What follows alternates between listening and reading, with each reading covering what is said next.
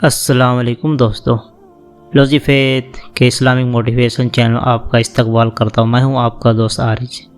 دراصل ہم چاہتے ہیں کہ یہ سب چیز اچھا ہو، لیکن ہماری دنیا تو بنتی چلی جاتی ہے۔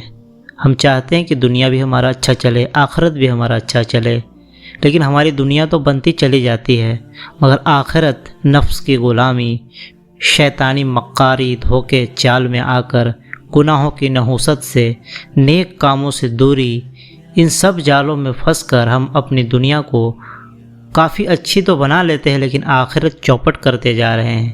دنیا میں ہے تو دنیا تو بن ہی جائے گی، جسٹ کنسنٹریٹ آن آخرت۔ دنیا ذلیل اور رسوا ہو کر آپ کے پاس آئے گی۔ اصل میں ایمان والا وہ ہے جو سب سے بڑھ کر اللہ اور اس کے رسول سے محبت کرتا ہے۔ ان سب باتوں کو اپنے ذہن میں غور و فکر کریں، تب نیک عمل کرنے میں آپ کو ذرا سا بھی شک نہیں ہوگا۔ اللہ تعالیٰ ہم سب کو نیک عمل کرنے کی توفیق عطا فرما۔ کون دیکھ رہا ہے؟ اللہ۔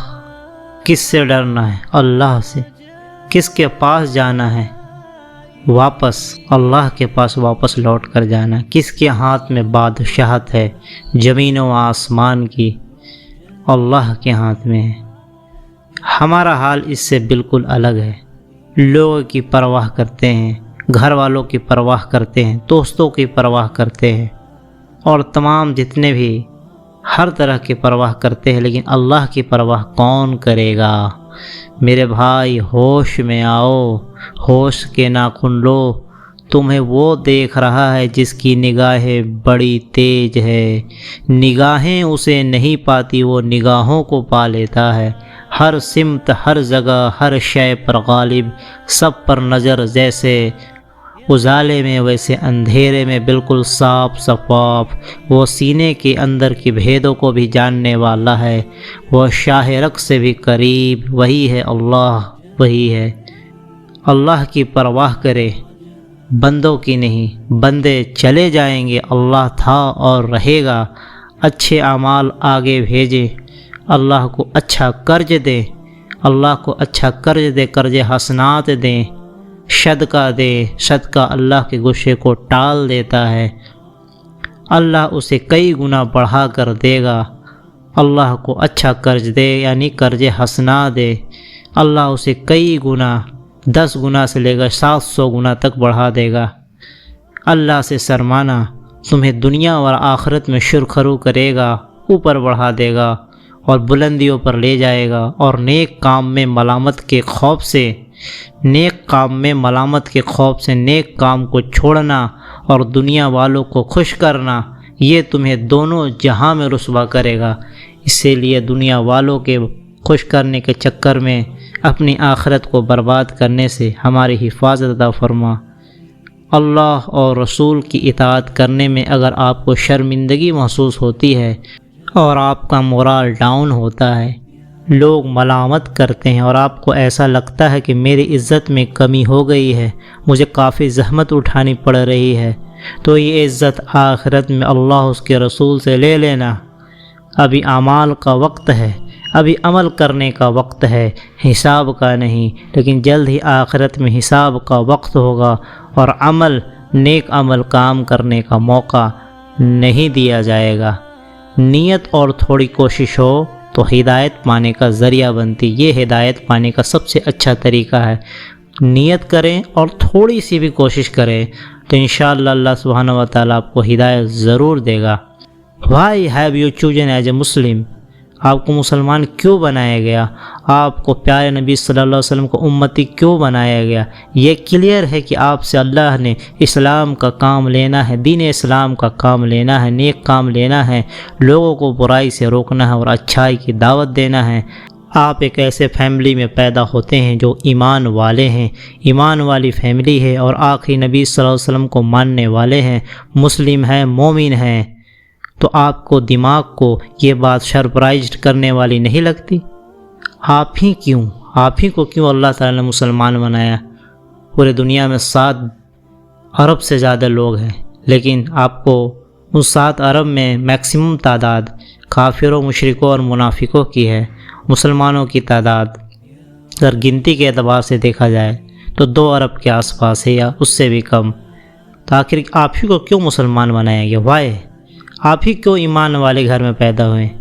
The answer is very bold and clear کہ اللہ سبحانہ و تعالیٰ آپ سے دین اسلام کا کام لینا چاہتے ہیں۔ بس آپ کو اپنی نمازیں، قرآن، اچھی باتیں، اخلاق، روزے، حج اور اپنے گھر اور اپنے کام تک ہی صحیح سیمت رہنا ہے۔ آپ کو سامنے آنا ہوگا، لوگوں کو غلطی سے روکنا ہوگا۔ آپ اپنے عمل کو صرف اپنے تک محدود نہ رکھیں، بلکہ اپنے لوگوں سے جو ہمارا کام ہے برائی سے روکنا اور اچھائی کی دعوت دینا، اس پر بھی غور و فکر کرتے رہنا ہے۔ اپنے آس پاس پڑوسیوں کا، بھائیوں کا، رشتہ داروں کا، جتنے بھی لوگ ہیں سب کو دین اسلام کی دعوت دینا، اچھی باتوں کی طرف بلانا اور برائی سے روکنا ہے، اور انہیں دین کی باتیں بتانا، آخرت کا خوف دلانا اور آخرت کی جو جتنی بھی نعمتیں ہیں اس کے بارے میں بتانا، خوشخبری سنانا، اور لوگوں پر ایک ٹاسک کی طرح، ایک جاب کی طرح، ایک کام کی طرح محنت کرنا ہوگا، اور اپنی پوری زندگی کی یہی معمول آپ کا ہونا چاہیے۔ ایک پل بھی اپنے اعمال اور پوری امت کے فکر، ماننے والے اور نہ ماننے والے میں آپ کو رہنا ہی ہوگا۔